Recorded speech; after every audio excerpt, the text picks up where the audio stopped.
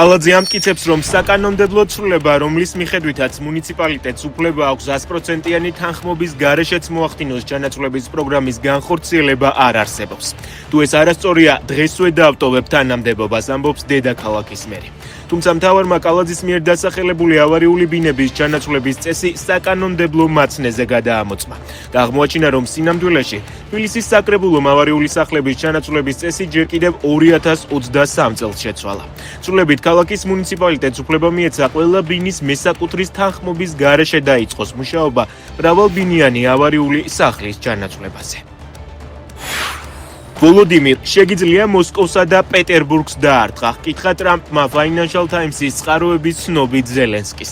კითხვაზე გამოცემის ინფორმაციით ზელენსკიმ უპასუხა: აბსოლუტურად შეგვიძლია თუ იარაღს მოგვაწვდით. Washington Post-ის ინფორმაციით კი ტრამპის ადმინისტრაცია უკრაინისთვის ამერიკული ფრთოსანი რაკეტების მიწოდებას განიხილავს. კობულეთში მაშველებმა ზღვაში 35 წლამდე კაცის ცხედარი იპოვეს. ცხედარი ექსპერტიზის ბიუროშია გადასვენებული.